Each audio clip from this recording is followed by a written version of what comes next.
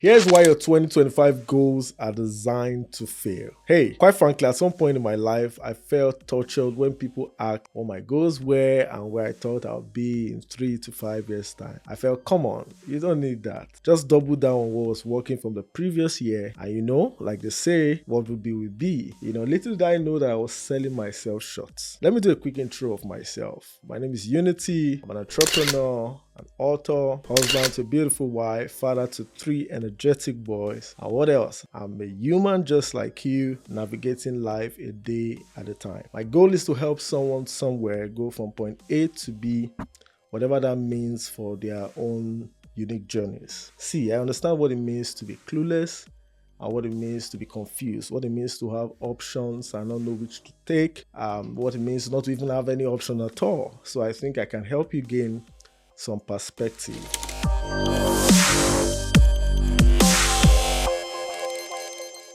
Back to our chat for today. You might not like the idea of goal setting, or you have previously had your fingers burnt, such that, for example, you had some goals, you couldn't achieve it in the past, they didn't come to fruition, and you got frustrated. There's a talk about January being a month with the highest enrollment in gyms because people are coming into the new year with high bursts of energy, with their new year resolutions in place. They start off well in January. By February, their resolve begins to crack. And in March, the resolutions are dead in water. The question is, why is that so? Simply because they are not doing it right. I think they are not following the science. And I can say that from my own personal experience too. In saying that, there's something the Bible says about devising your ways and then allowing God to direct your steps. Another part of the Bible also says for us to make many plans and allow God provide counsel on the right one. That part is yours to do. You have to make many plans and then seek for counsel as to which one to embrace with supreme urgency. You've got to set goals. You've got to have them written down. Someone said, writing your goals is inking your goals is giving them wheels to run on, really. It's giving life to it. We have a book club in our local church, and we do vision boarding sessions at the start of the year. And what that does is to help everyone sort of put pictures to what their plans are for the year, try to, put some reality to those words, because dreams can be really, really far-fetched, as the case would be. Dreams can be really far into the future, but writing it down, putting pictures to it helps you sort of, start that journey of bringing it into reality. And in doing so, it doesn't mean you are going to achieve everything. They say shoot for the stars, you land in the skies. Even the best of dreamers and innovators, they fail at something. I recently read, I think some months back, about the Boring Company, Elon Musk company that was designed to build the Hyperloop in New York to get people to beat the crazy traffic there. I heard that company has gone bust. It didn't work. Elon Musk is arguably the greatest innovator or inventor of the 21st century, but he failed at that. But there are many other things that are working. There's SpaceX, there's Tesla, there's Twitter, and all of that. So you put all your goals, doesn't mean all of them get accomplished, but it gives you a chance at doing a lot with your life. So setting goals is critical. It requires you to sit down. You have to think. You have to devise your ways. You have to make many plans, and work at accomplishing them. It makes sense to put down your gratitude point from 2024. What are the things I've done before? I want to relish and I want to enjoy the idea of past accomplishments and use that as a stepping stone into the new year. And I love the way someone puts it. It said, when you drive a car, you have the rear mirrors for a reason, and the rear mirrors are small. You have it there, and you have the windshield right in front of you, very big. So with the rear mirror, you see You get your historical information, the things you've done before, the things that are like traditions to you. And with a big windshield in front of you, it's bigger for a reason. It helps you dream. It helps you to be inspired.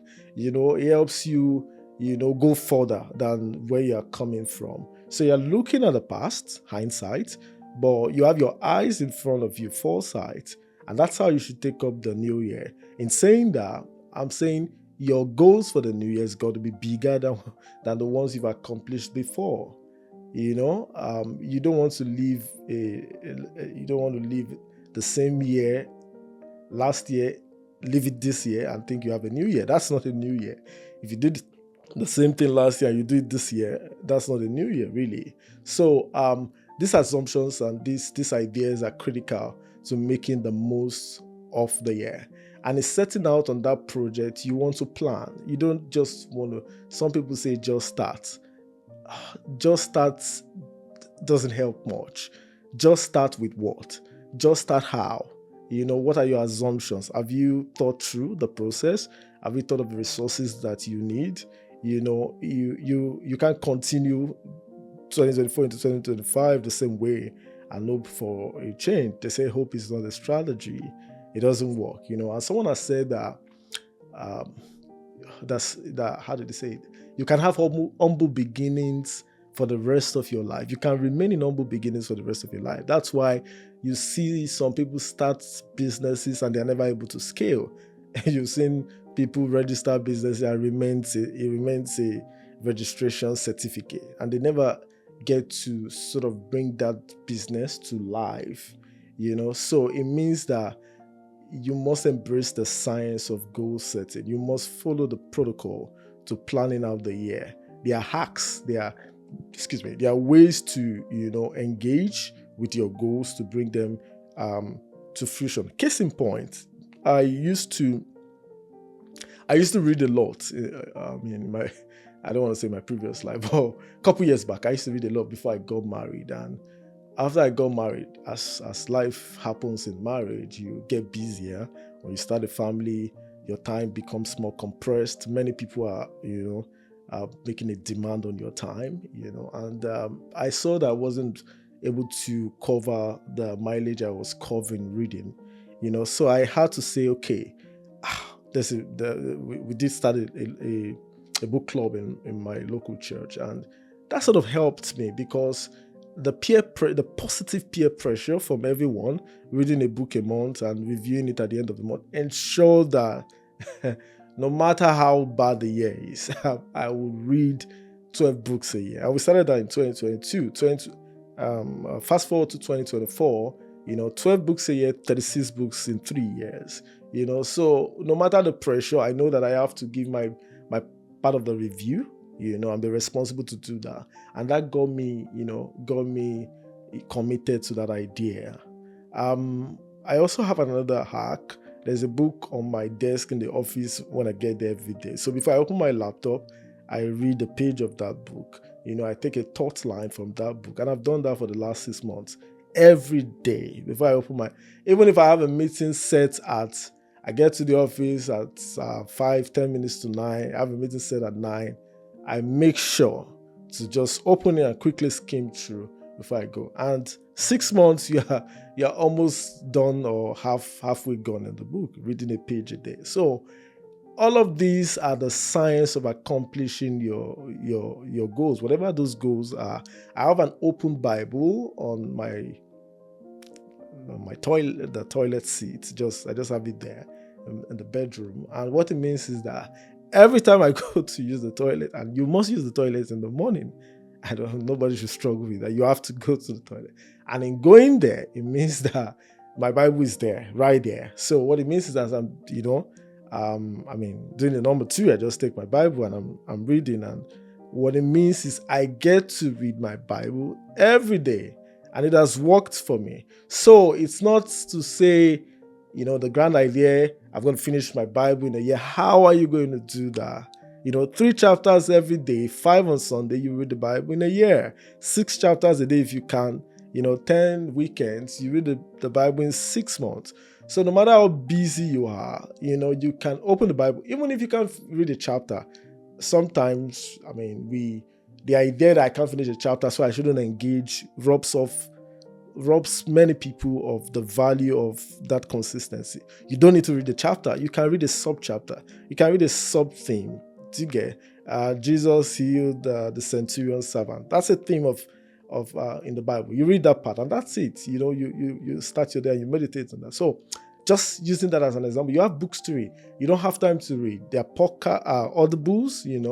Um, over, I think, just before the new year, I YouTube sent me like a summary of the songs I listened to, and something struck me there. The summary made me know that I've put in hours listening to songs, hours listening to podcasts and all of that. There are a lot of hours that goes by without. Many people could, I've never, maybe one or two, three times I've listened to the radio in my car. I don't listen to the radio because I know that time can get you to finish a book. That time can finish if you want to listen to a message or whatever it is that you're working on. So all of these must be put in a daily schedule.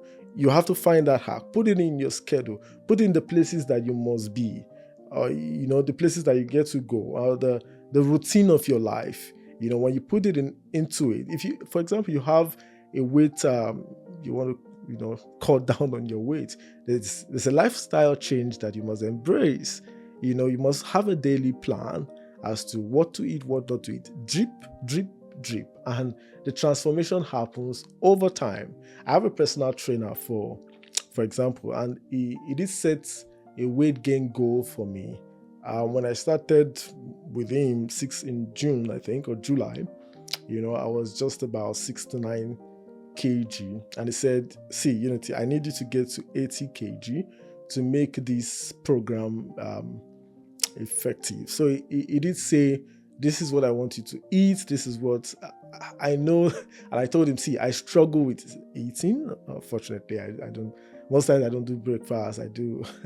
But there's a goal. There's what I need to achieve. And he organized my diet. And from over the last 6 months, when I did check last, I was at 77 kgs, gained 7 kg over the last 6 months. So if I did not have a plan, which of course he did enforce it, and he was my accountability partner, ensuring that he's checking in every day, to be sure that I'm eating and I'm taking the right measure of food. If I did not do that and break off my routine of not eating very much, I wouldn't have been able to achieve that, 7 kg weight gain. So again, that's the thing. You just have to have a plan.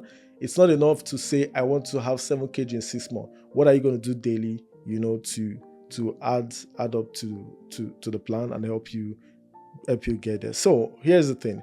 As a person seeking change, you do not rise up to your goals, but you fall down to your systems and your routines. I'll take that again. If you're seeking change in your lives, you do not rise up to your goals, but you fall to your systems and you fall down to the level of your routines. This is critical. If that's all you take from this talk, it matters. It matters critically. So you want to set that routine in your life, set that system that sets you up, to succeed. So what next? You have to start with a decision. Decisions are powerful. Same within decision. To not make a decision, like they say, is also a decision. So you need to make a decision as to what you want to start doing and what you want to stop doing, and doing daily. That's the game changer. There's no such thing as the future. Now is the moment of exchange. Now is the moment where change is happening. The future does not exist. It doesn't exist. Today is all that you ever have, and today is the future. If I say you're going to buy a car in the future, if you buy a car tomorrow, that's your future. If you're going to, like I did say, you're going to get a weight gain, for example, or weight loss, in the future. If you achieve that in 6 months, that's your future. So you want to understand that now is all that you have to make the changes that you desire. So turn your wish into actionable goals, review that daily, weekly, quarterly, and by the end of the year, you are smiling and saying, 2025 was a great year. So go for it.